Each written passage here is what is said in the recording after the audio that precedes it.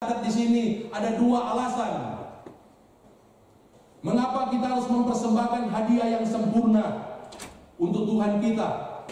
Yang pertama, karena bayi Yesus yang lahir ini adalah pribadi yang dahsyat dan besar.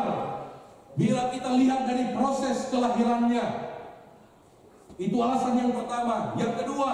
Alasan yang kedua mengapa kita harus mempersembahkan yang sempurna, karena Allah telah lebih dahulu mempersembahkan yang terbaik untuk kita dan sempurna untuk kita, baik melalui mujizat, keajaiban, promosi-promosi, pembelaan-pembelaan darinya dan lain-lainnya.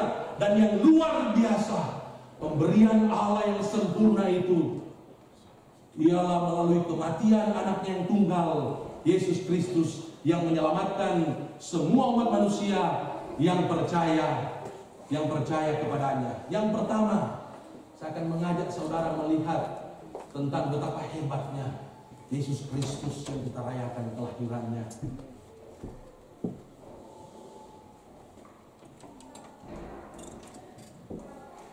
Kelahirannya bukan melalui debu tanah. Kalau Adam dan Hawa lahir melalui debu tanah, oke? Ya, semua setuju. Kemudian kelahirannya bukan dari tulang rusuk. Hawa lahir dari tulang rusuk. Kemudian kelahirannya bukan karena hubungan biologis antara Maria dan Yusuf, melainkan melalui Roh Kudus yang meminjam rahim dari Maria. Saya dengarkan penjelasan dari dosen saya, dan saya diingatkan betapa hebatnya Tuhan kita. Dia tidak melalui 3 proses kelahiran manusia, tapi dia melalui proses kelahiran versi sorga, yaitu Roh Kudus sendiri yang memilih siapa anak darah, suci kudus, rendah hati, dan dia meminjam rahimnya selama 9 bulan 10 hari, dan akhirnya dia lahir. Kemudian kehebatan daripada kelahiran Yesus yang kedua, dikatakan kelahirannya telah dinubuatkan 700 tahun sebelum Masehi, atau sebelum dia dilahirkan dalam Mika pasal yang kelima ayat yang pertama. Kemudian yang ketiga, melalui siapa? Melalui Maria dia akan lahir. Itu sudah dinubuatkan juga 700 tahun sebelumnya dalam Yesaya pasal yang ke-7 ayat yang ke-14. Kemudian kehebatan kelahiran Yesus, bahkan berita kelahirannya membuat para Majus yang adalah ahli astrologi, ilmuwan kedokteran dan pengetahuan alam dari negeri Iran datang untuk mempersembahkan emas, kemenyan dan mur. Dalam Alkitab penuntun hidup berkelimpahan.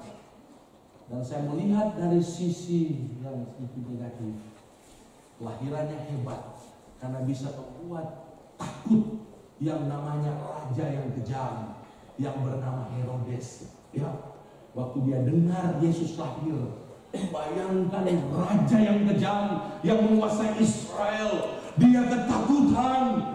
Karena apa? Ada saingannya yang lahir.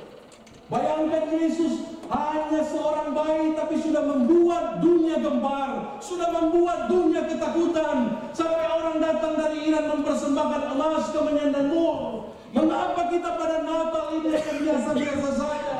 Mengapa tahun-tahun yang kita lewati kita tidak memberikan yang terbaik untuk Tuhan seperti orang-orang Majus? Karena kita terbiasa hanya dengan mendengarkan firman. Tapi kalau firman itu menguasai hati dan kehidupan saudara, masa akan kita kalah dengan orang-orang dari Iran, kalah dengan gembala-gembala sederhana. Jadi kita mempersembahkan yang terbaik dengan latar belakang yang pertama.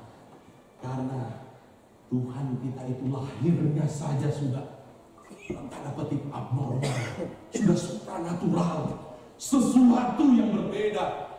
Betapa kita harus bersyukur dan kita menghormati dia yang lahir. Kemudian alasan yang kedua, karena Allah begitu baik.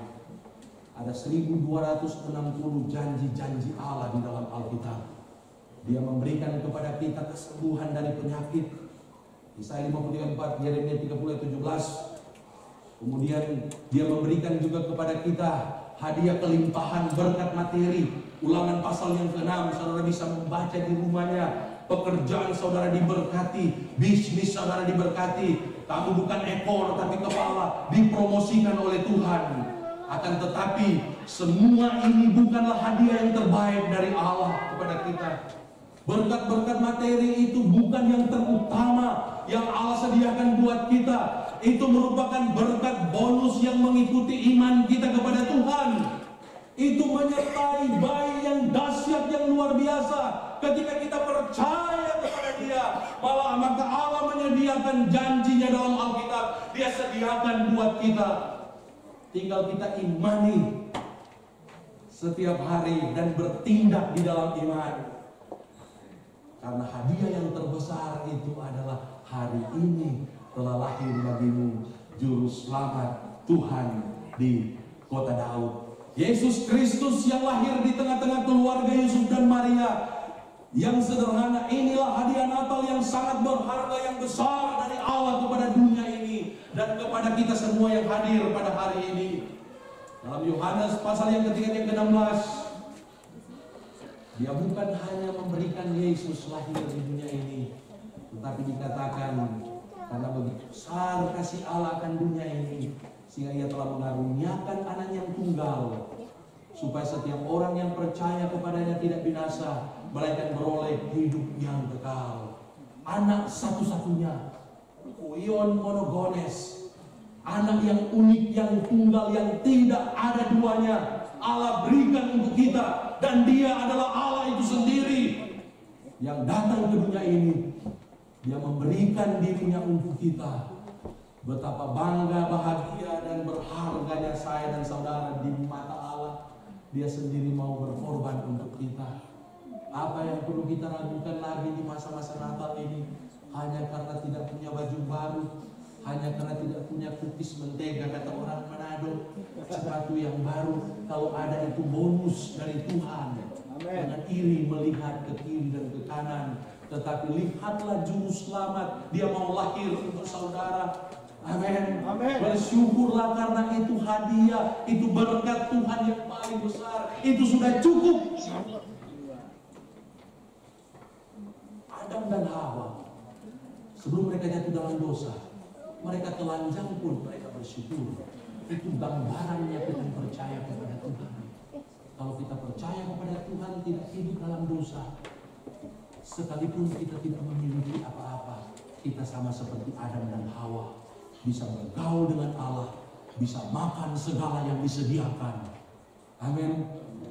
Tetapi ketika Adam dan Hawa jatuh dalam dosa, mereka hilang kemuliaan Allah. Sekalipun mereka memiliki segala sesuatu, mereka tidak boleh sentuh. Itu gambaran seorang yang percaya, yang tidak mau menjadikan Yesus sebagai Juru Selamat secara pribadi. Saudara akan malu merasa telanjang. Saudara akan malu seperti anak yang sulung, memiliki berkat yang melimpah, tapi tidak bisa menikmati berkat-berkat yang dari Tuhan. Jangan ada di antara kita akan memiliki kondisi yang seperti ini.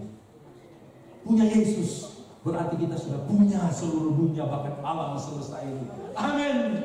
Miliki Yesus, kita sudah memiliki segala yang dicari oleh dunia ini. Itu pesan firman Tuhan. Dan saya percaya ketika kita melakukan ini, memiliki ini, maka kita bisa mempersembahkan yang terbaik untuk